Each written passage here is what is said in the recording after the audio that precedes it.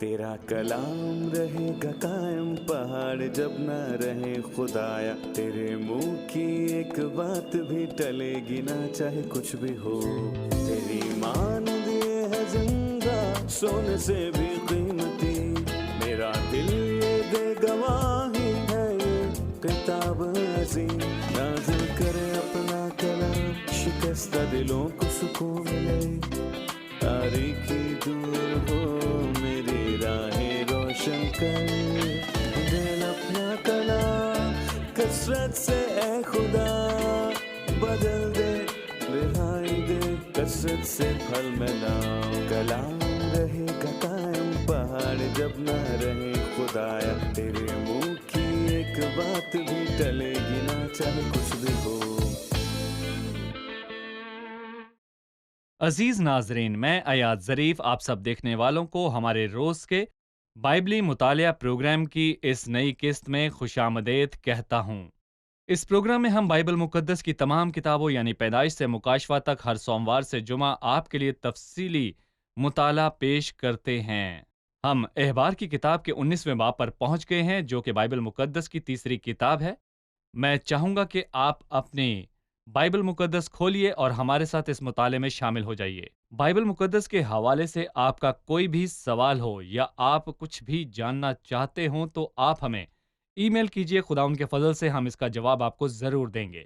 لیکن پروگرام کے آغاز میں خدا کے خادم بھائی یوسف ریاض کو اسٹوڈیوز میں خوش آمدید کہوں گا۔ بہت شکریہ بھائی۔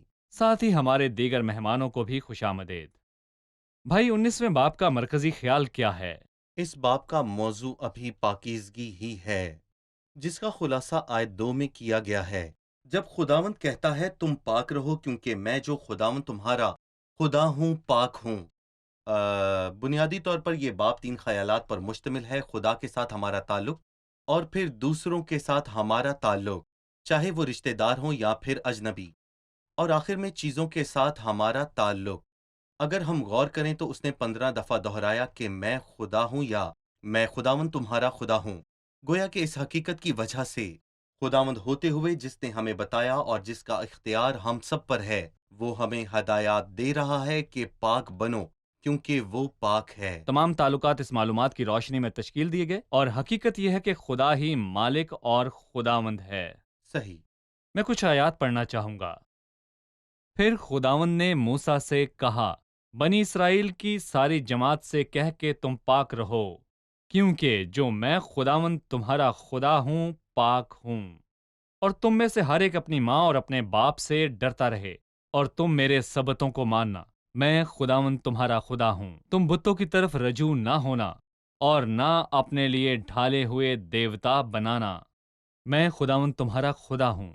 اور جب تم خداوند کے حضور سلامتی کے ذبیحے گزرانو تو ان کو اس طرح گزراننا کہ تم مقبول ہو، اور جس دن اسے گزرانو اس دن اور دوسرے دن وہ کھایا جائے، اور اگر تیسرے دن تک کچھ بچا رہ جائے تو وہ آگ میں جلا دیا جائے، اور اگر وہ ذرا بھی تیسرے دن کھایا جائے تو وہ مکروہ ٹھہرے گا اور مقبول نہ ہوگا، بلکہ جو کوئی اسے کھائے اس کا گناہ اسی کے سر لگے گا، کیونکہ اس نے خداوند کی پاک چیز کو نجس کیا، سو وہ شخص اپنے لوگوں میں سے کاٹ ڈالا جائے گا۔ خداوند نے اپنی برکات کا آغاز یہ کہتے ہوئے کیا کہ تم پاک رہو کیونکہ میں جو خداوند تمہارا خدا ہوں پاک ہوں۔ یہ جملہ میں خداوند میں خداوند میں خداوند بہت بار دہرایا گیا۔ آپ نے اشارہ کیا کہ اس کے مالک ہونے کو ظاہر کرتا ہے۔ آپ نے بات کا آغاز پاکیزگی سے کیوں کیا؟ احبار کی کتاب میں پاکیزگی ہی مرکزی خیال سمجھا جاتا ہے، اور خدا چاہتا ہے کہ اس کے لوگ اس کے قریب آئیں، اور یہ اس کتاب کا ایک اور موضوع بھی ہے۔ اور انسان کی فطرت ناپاک ہے، اور جس دنیا میں ہم رہتے ہیں یہ بدعنوان دنیا ہے، اور چونکہ خدا پاک ہے اور خدا کی آنکھیں بدی کو نہیں دیکھ سکتی، اور وہ ہمیں ہدایت دیتا ہے اور ہمیں بار بار اس کی اہمیت بتاتا ہے، اور اس کی اہمیت بتاتے ہوئے وہ کہتا ہے کہ اس کے بغیر کوئی خدا کو نہیں دیکھے گا، جیسا کہ عبرانیوں کا 12واں باب ہمیں تعلیم دیتا ہے۔ یہ کتاب خدا کی کتاب ہے، جی، اور خدا کی کتاب خدا کی فطرت کی طرف اشارہ کرتی ہے، جس طرح سے وہ چنتا ہے۔ اس کی کون سی خصوصیات پوری بائبل میں ثبوت بنتی ہیں؟ صحیح۔ خدا کی خصوصیات میں سے ایک خصوصیت یہ ہے کہ وہ پاک ہے، جو اس پوری کتاب کے ذریعے عیاں ہے۔ درست۔ وہ بدی کو قبول یا برداشت نہیں کرتا، کوئی شخص بھی اپنی زندگی میں بدی کو رکھتے ہوئے خدا کے ساتھ رشتہ شروع نہیں کر سکتا۔ صحیح۔ بس اس باب اور اس میں شامل متعدد قوانین کے بارے میں بات کرنے سے پہلے بہت سے لوگ خدا کے ساتھ رشتہ قائم کرنا چاہتے ہیں۔ وہ سمجھتے ہیں کہ خدا ان سے تقاضا کرتا ہے، یہ ہیں دعائیں، جی۔ رسم یا ذمہ داری ہم اسے انجام تو دے رہے ہیں، لیکن پوشیدہ زندگی میں وہ سب جو ان کے دلوں میں ہے وہ غیر متعلقہ اور ناپاک اور پرتشدد ہے، یہ کچھ اور ہے، اور عبادت کچھ اور ہے۔ وہ یقین کرتے ہیں کہ عبادت میں گزارے ہوئے ان کے چند گھنٹے ان کی ناپاکی کو ختم کر دیتے ہیں۔ میں جاننا چاہتا ہوں کہ کیا خدا کی پاکیزگی واقعی ایسی ہے؟ ٹھیک ہے، آئے ہم یوحنا کے پہلے باب کی سائٹ پر غور کریں کہ کسی نے خدا کو کبھی دیکھا ہے؟ اکلوتا بیٹا جو باپ کی گود میں ہے اسی نے ظاہر کیا۔ پس مسیح واحد خدا کی حیثیت سے ہے جو باپ کے ساتھ ہے، اور وہ جو یہ ظاہر کرنے کے قابل ہے کہ مسیح کون ہے۔ ہم نے مسیح سے کیا خبر سنی؟ ہم نے اس سے سن کر سب کو بتایا کہ وہ نور ہے اور اس میں ذرا بھی تاریکی نہیں، اور میرے خیال سے جو کچھ آپ نے کہا وہ خدا کی پاکیزگی کے تعلق سے ہے، اس نور۔ حقیقت سے کہ خدا نور ہے۔ پھر بھی پوری سمجھ دینے کے لیے وہ یوحنا کے پہلے خط میں پہلے باب میں یہ کہنے کے بعد کہ خدا نور ہے، وہ باب 4 میں 2 دفعہ کہتا ہے کہ خدا محبت ہے۔ اس باب میں ہم یہ بھی دیکھیں گے کہ خدا نور ہے اور خدا پاک ہے، اور وہ چاہتا ہے کہ ہم سب لوگ ناپاک ہونے سے مکمل پرہیز کریں۔ اور پھر یہ کہ خدا محبت ہے، ہم اپنے مطالعے کے اس باب میں یہ بھی سیکھیں گے، کیونکہ یہ باب ہمیں پڑوسی سے اپنی مانند محبت رکھنے کے لیے کہتا ہے۔ شکریہ بھائی، یہاں ہم ایک وقفہ لیں گے اور پھر دوبارہ حاضر ہوں گے۔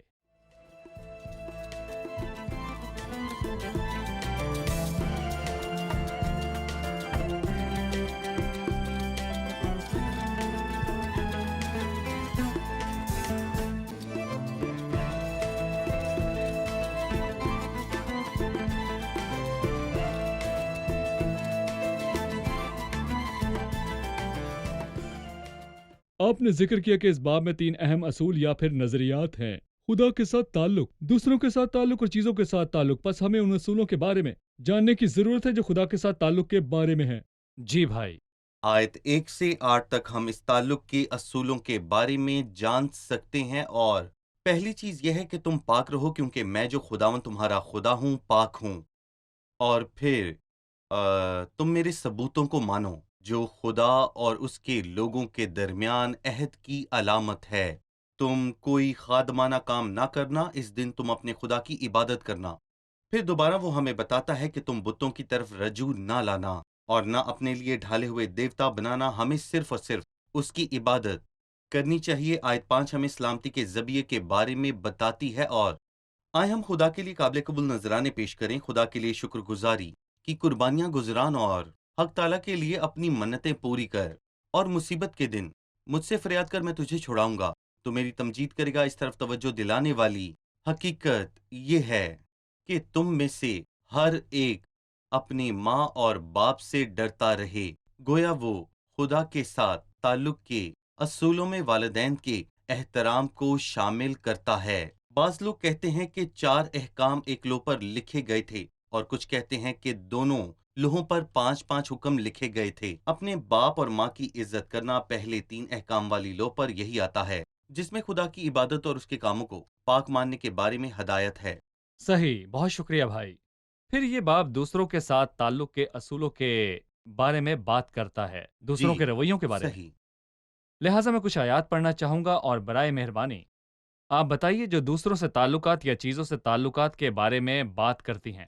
9ویں آیت سے: اور جب تم اپنی زمین کی پیداوار کی فصل کاٹو تو اپنے کھیت کے کونے کونے تک پورا نہ کاٹنا، اور نہ کٹائی کی گری پڑی بالوں کو چن لینا، اور تو اپنے انگورستان کا دانہ دانہ نہ توڑ لینا، اور نہ اپنے انگورستان کے گرے ہوئے دانوں کو جمع کرنا، ان کو غریبوں اور مسافروں کے لیے چھوڑ دینا۔ میں خداوند تمہارا خدا ہوں۔ تم چوری نہ کرنا اور نہ دغا دینا اور نہ ایک دوسرے سے جھوٹ بولنا، اور تم میرا نام لے کر جھوٹی قسم نہ کھانا جس سے تو اپنے خدا کے نام کو ناپاک ٹھہرائے۔ میں خداوند ہوں۔ تو اپنے پڑوسی پر ظلم نہ کرنا، نہ اسے لوٹنا، مزدور کی مزدوری تیرے پاس ساری رات صبح تک نہ رہنے پائے، تو بہرے کو نہ کوسنا اور نہ اندھے کے آگے ٹھوکر کھلانے کی چیز کو دھرنا، بلکہ اپنے خدا سے ڈرنا، میں خداوند ہوں۔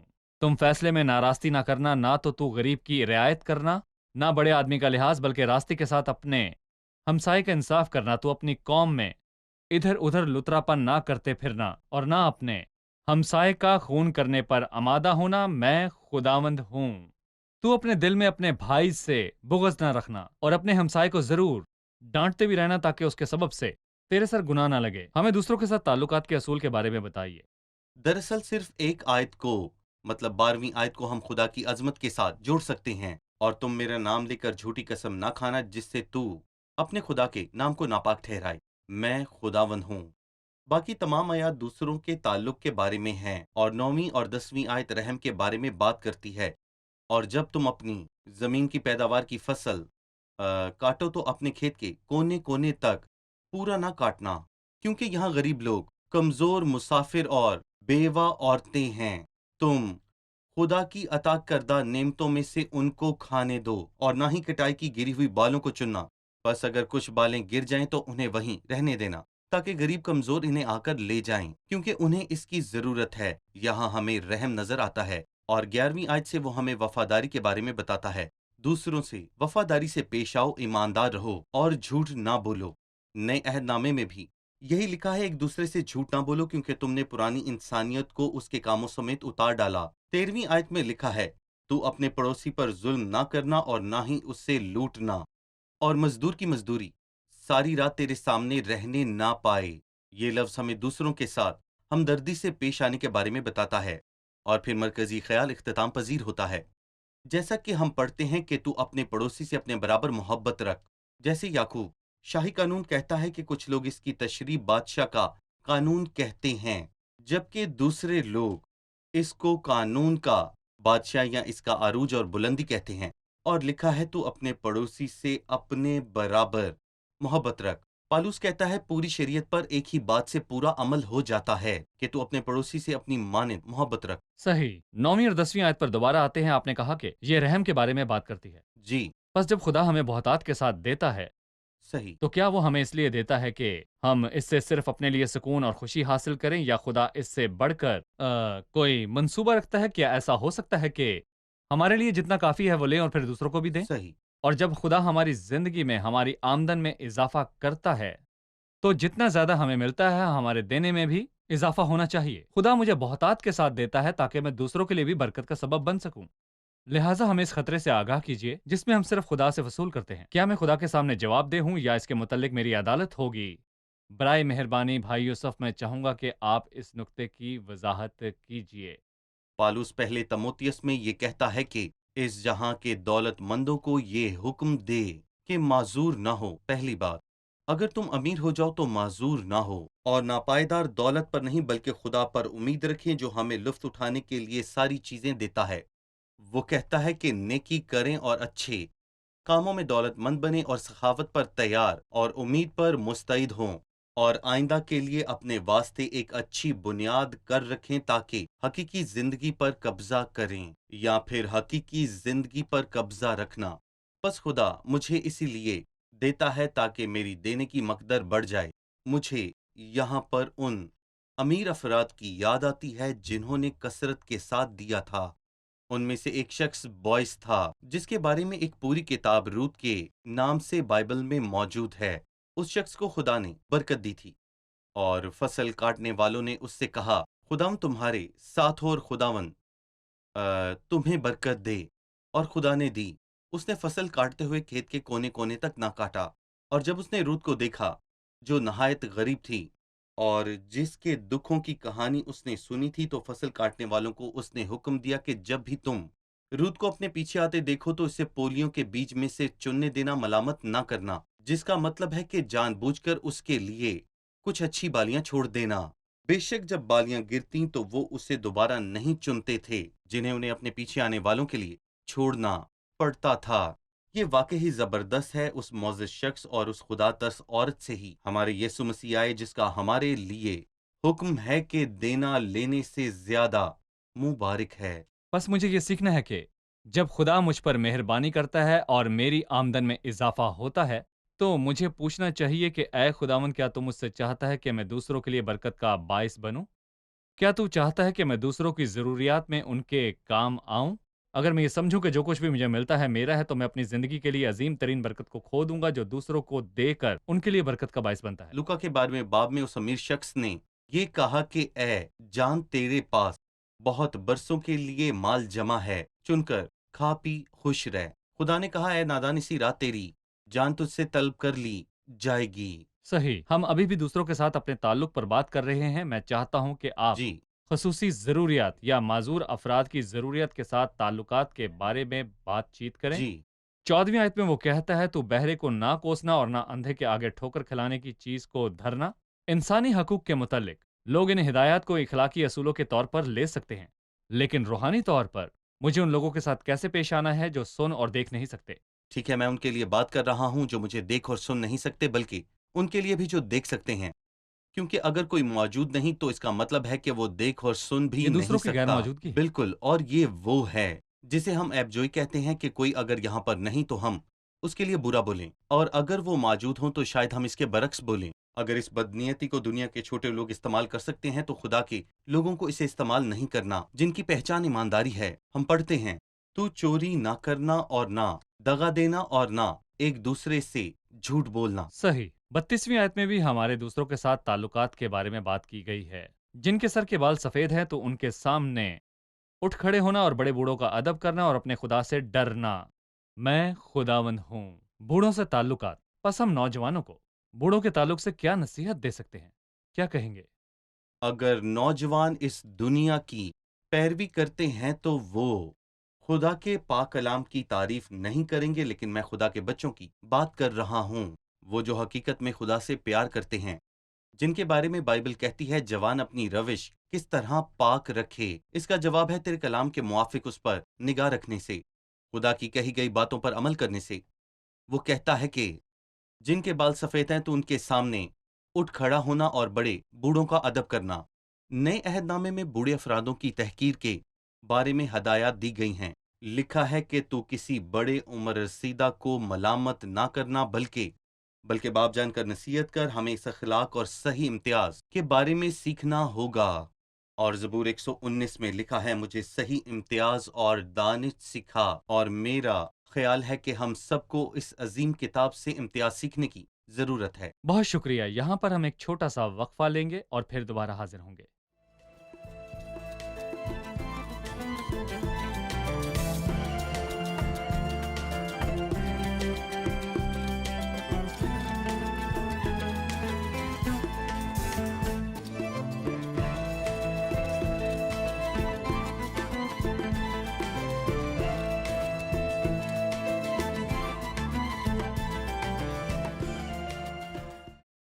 اب ہم خدا کے ساتھ اور دوسروں کے ساتھ تعلقات کے بارے میں جان چکے ہیں۔ اب ہم چیزوں کے ساتھ تعلقات کے اصولوں کے بارے میں جاننا چاہتے ہیں، خاص طور پر آیت 19 کے حوالے سے۔ تو اپنے کھیت میں 2 قسم کے بیج ایک ساتھ نہ بونا اور نہ تجھ پر 2 قسم کے ملے جلے تار کا کپڑا ہو۔ جی بھائی، دراصل یہ چیزوں کے بارے میں گفتگو کا آغاز ہی ہے۔ تم میری شریعت کو ماننا، تو اپنے چپاؤں کو غیر جن سے بھروانے نہ دینا۔ پس افزائش نسل کا جو اصول ان دنوں مشہور ہے خداوند کی نظر میں مقبول نہیں۔ تو اپنے کھیت میں 2 قسم کے بیج ایک ساتھ نہ بونا، اور مخلوط اصول، اور نہ تجھ پر ملے جلے تار کا ایک کپڑا ہو۔ جب ہم ناپاک جانوروں کے بارے میں پڑھتے ہیں جنہیں کھانا نہیں چاہیے، وہاں بھی ہمیں کچھ ایسا ہی ملتا ہے۔ سب رینگنے والے جاندار جتنے بھی 4 پاؤں کے بل چلتے ہیں۔ تو یہ کیا چیز ہے؟ کیا یہ کیڑا ہے یا 4 پاؤں پہ چلنے والی چیز ہے؟ یہ کیا اڑتا ہے صحیح یا کہا، 4 پاؤں اڑتا پر ہے۔ چلتا ہے۔ یہ دونوں کام کرتا ہے جو خدا کی نظر میں مکروہ ہے۔ خدا چاہتا ہے ہر کوئی صاف ہو۔ اگر خداوند ہی خدا ہے تو اس کے پیرو ہو جاؤ، اور اگر بال ہے تو اس کے پیرو ہو جاؤ۔ لیکن چیزوں کو مخلوط بنانا خدا کی نظر میں مکروہ ہے۔ ہوسیہ اپنی کتاب میں لکھتا ہے افرائیم دوسرے لوگوں سے مل جل گیا، افرائیم ایک چپاتی ہے جو الٹی نہ گئی۔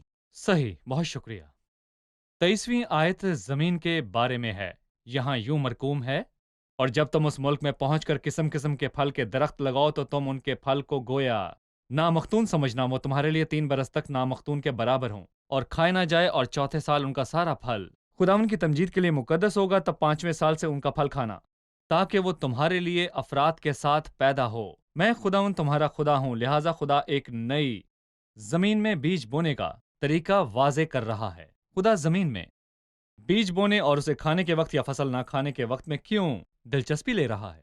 سب سے پہلے خدا ہمیں برکت دینا چاہتا ہے اور وہ ہماری بھلائی کی خواہش رکھتا ہے۔ پس جب تم 3 سال تک ایک درخت کے پھل کو نہ کھاؤ گے تو یہ عمل آنے والی فصل اور پیداوار کے لیے فائدہ مند ہوگا۔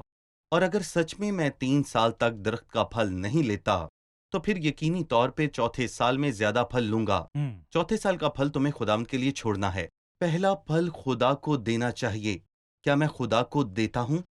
اپنے مال سے اور اپنی ساری پیداوار کے پہلے پھلوں سے خدا کی تعظیم کر، یوں تیرے کھتے بھرے رہیں گے، تیرے حوض میں سے لبریز ہوں گے۔ بس جب آپ خدا کو دیتے ہیں وہ آپ کا کبھی بھی مقروض نہیں ہوگا، اور جو کچھ خدا کو آپ نے دیا وہ اس سے کئی گنا زیادہ آپ کو لوٹائے گا۔ راست لوگوں سے خدا کا وعدہ ہے کہ وہ انہیں بڑھائے گا، برومند کرے گا اور پیداوار دے گا۔ صحیح۔ بھائی یوسف 26ویں آیت میں بہت سی ممانعتیں ہیں۔ تم کسی چیز کو خون سمیت نہ کھانا، جی، نہ جادو منتر کرنا، نہ شگون نکالنا، تم اپنے سر کے گوشوں کو بال کاٹ کر گول نہ بنانا، اور نہ تو اپنے داڑھی کے کونوں کو بگاڑنا، تم مردوں کے سبب سے اپنے جسم کو زخمی نہ کرنا، اور نہ اپنے اوپر کچھ گدوانا، میں خداوند ہوں۔ جی، یہ مختصر جملے ہیں، ان میں سے ہر ایک کا ہمارے لیے ایک خاص معنی ہے، لہٰذا یہ کس چیز کی طرف اشارہ کرتے ہیں؟ دیکھیں جتنی بھی آیات ابھی آپ نے پڑھی ہیں یہ سب غیر قوموں کی طرف اشارہ کرتی ہیں۔ غیر قوم، غیر مذہب اور غیر مذہب کے لوگ، ان سب سے میری مراد وہ لوگ ہیں جنہیں اسرائیلی اپنے ملک میں لا رہے تھے۔ غیر قوم گوشت کو خون کے ساتھ کھایا کرتے تھے اور جادو منتر کرتے تھے، اور یقین رکھتے تھے کہ کچھ چیزیں ان کے لیے خوشیاں لائیں گی جبکہ کچھ چیزیں بدقسمتی لائیں گی۔ لہٰذا یہ سب کام غیر قوموں کے طریقہ کار کی ایک لمبی چوڑی فہرست ہے، اور جس طرح غیر قومیں اپنے بےہودہ حالات کے موافق چلتی ہیں، تم آئندہ کو اس طرح نہ چلنا بلکہ عقل نہیں ہو جانے سے اپنی صورت بدلتے جاؤ۔ تم اپنے سر کے گوشوں کو بال کاٹ کر گول نہ بنانا اور نہ یہ غیر اپنی داڑھی قوموں کے کا کونوں کو طریقہ کار بگاڑنا، تھا۔ یہ سب غیر قوموں کا طریقہ کار ہے جو کہ سورج بالکل کی عبادت سے تعلق رکھتا ہے۔ صحیح۔ تو اپنی داڑھی کے کونوں کو نہ بگاڑنا، تم مردوں کے سبب سے اپنے جسم کو زخمی نہ کرنا۔ یہ کیا ہے؟ موجودہ دور میں ٹیٹوز بہت مشہور ہیں، اگرچہ کہ خدا نے ان کے خلاف ہدایت دی ہے، ان کی نشاندہی کرنی چاہیے۔ جہاں ہمارا ذائچہ پڑھنے، شگون نکالنے کے حوالے سے بات کرنی ہے۔ بالکل، کچھ لوگ ان کو تفریحی سرگرمیوں اور تفریح پڑھنے کے طور پر سمجھتے تقریر کے ہیں۔ طور پر کیا ذائچہ دیکھنے کو بدروحوں سے بات کرنے کا ذریعہ اور خدا کے لیے مکروہ چیز نہیں سمجھا جاتا؟ آپ اس کے بارے میں کیا کہیں گے؟ ہم استثنا کے 18ویں باب میں پڑھتے ہیں کہ تجھ کو خدا نے ایسا کرنے نہ دیا، پس دنیا کے لوگ اس طرح کی چیزیں کرتے ہیں، مگر تجھ کو خدا نے ایسا نہ کرنے دیا۔ ہمیں یہ جاننے کی ضرورت ہے کہ ہمارا خدا ہمیں تب بھی دیکھتا ہے جب ہمیں کوئی بھی نہیں دیکھتا۔ خدا مجھے دیکھتا ہے، اور مجھے یہ جاننا ہے کہ وہ مجھے کس چیز کی اجازت دیتا ہے اور کس چیز کی نہیں۔ لکھا ہے کہ جب اجنبی ان کے ملک میں آئیں تو ان کے ساتھ کیا کرنا چاہیے۔ میں اس پر آپ کا تبصرہ چاہتا ہوں۔ جیسے کہ بہت سے لوگ بائبل خاص طور پر پرانے عہد نامے پر الزام لگاتے ہیں کہ یہ ایک ظالمانہ نسل پرست خدا کی طرف اشارہ کرتا ہے جو ایک طرح کے لوگوں کو ترجیح دیتا ہے اور دوسروں کے ساتھ امتیازی سلوک کرتا ہے۔ اس پر وضاحت کیجیے۔ مجھے یاد ہے کہ متی کے 5ویں باب میں ایک خدا ترس شخص کہتا ہے کہ تم سن چکے ہو کہ کیا کہا گیا تھا کہ پڑوسی سے محبت رکھ اور دشمن سے عداوت، اور اس نے کہا کہ میں بائبل میں آسانی سے یہ آیت ڈھونڈ سکتا ہوں کہ اپنے پڑوسی سے محبت رکھ، لیکن میں جتنی بھی کوشش کروں مجھے یہ آیت نہیں ملتی کہ اپنے دشمن سے نفرت کر۔ صحیح۔ یہاں تک کہ پرانے عہد نامے میں بھی اجنبیوں کے بارے میں ہم دیکھتے ہیں کہ کیا آپ ان سے نفرت کرتے ہیں؟ اس کے برعکس ان کے ساتھ آبائی لوگوں کی ہی طرح سلوک کرتے ہیں۔ اور اگر کوئی پردیسی تیرے ساتھ تمہارے ملک میں بود و باش کرتا ہو تو تم اسے آزار نہ پہنچانا، بلکہ جو پردیسی تمہارے ساتھ رہتا ہو اسے دیسی کی مانند سمجھنا، بلکہ تو اس سے اپنی مانند محبت کرنا، یہاں تک کہ پردیسی سے بھی پردیسی جو تمہارے ملک میں بود و باش کرتا ہو۔ اس لیے آپ نے اس آیت کو ڈھونڈنے کی جتنی مرضی کوشش کی ہو آپ کو نہیں ملے گی۔ بہت شکریہ بھائی، ہم پروگرام کے اختتام پر ہیں۔ آئیے مہمانوں سے رائے جانیں۔ آج آپ نے کیا سیکھا؟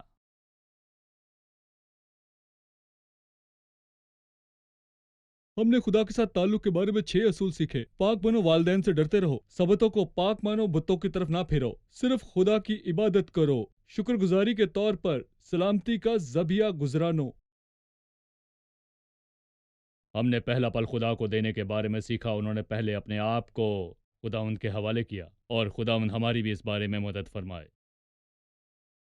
نیز وہ امیروں کو مہربان، فیاض اور بانٹنے کے لیے تیار رہنے کے لیے کہتا ہے، اس کی ایک مثال ہم بوعز میں دیکھتے ہیں، جس نے نہ صرف کھیت کے کونے چھوڑے بلکہ اس نے کاٹنے والوں سے کہا کہ بالی رہنے دینا۔ اس کے علاوہ ہم نے سیکھا کہ دینا لینے سے بہتر ہے۔ شکریہ، خدا آپ کو برکت دے۔ بھائی یوسف آپ خدا کا آپ کو بھی برکت دے۔ شکریہ۔ عزیز ناظرین، خدا جو اپنے لوگوں کو ملک مصر سے نکال لایا، اس نے خود کو ان پر پاک خدا کے طور پر ظاہر کیا، اور جو اس سے تعلق رکھتا ہے اسے پاک ہونا چاہیے۔ خدا کی پاکیزگی چند مخصوص علاقوں تک محدود نہیں ہے، بلکہ یہ ہر جگہ ہے۔ پس جب آپ خدا کے پاس جائیں، آپ کو پاک ہونا چاہیے، اور پھر جب آپ دوسروں کے ساتھ پیش آتے ہیں تو آپ کو یہ مد نظر رکھتے ہوئے کرنا ہے کہ خدا پاک ہے، اور چیزوں سے سلوک کے بارے میں بھی خدا کی پاکیزگی کو مد نظر رکھنا ہوگا۔ جی ہاں، ہمارا خدا پاک ہے، اور پاکیزگی دوسروں کے ساتھ تعلق کے حوالے سے ہمیں مختلف بناتی ہے۔ لیکن اگر آپ خدا کے ساتھ درست تعلق قائم کرنے میں ناکام رہے تو پھر یقینی طور پر آپ دوسرے لوگوں اور چیزوں سے تعلق قائم کرنے میں بھی ناکام رہیں گے۔ دوسرے لوگوں اور چیزوں کے ساتھ درست تعلق کی ضمانت صرف خدا کے ساتھ درست تعلق میں ہی پنہاں ہے، اور یہ اقرار کرنا کہ وہ مالک ہے اور ماننا کہ وہ خداوند ہے۔ آپ کو اس کی خوبیاں ہمیشہ سامنے رکھنی ہوں گی۔ پاکیزگی کی خوبی اور اس کی حضوری اور اس کے چہرے کی روشنی میں رہنا، اس کے چہرے کی روشنی سے آپ کے دل کی روشنی آتی ہے، اور آپ دعا کرتے ہیں، اے خدا تو مجھے جانچ اور دل کو پہچان، مجھے آزما اور میرے خیالوں کو پہچان لے۔ اپنے بھائی پر ظلم کیسے نہ کریں، اپنے دشمن سے محبت کیسے کریں، یہ سب تب ہی ممکن ہے جب آپ اس کا اقرار کریں گے۔ ان الفاظ کے ساتھ اگلے پروگرام میں پھر ملاقات ہوگی۔ خدا آپ کو برکت دے۔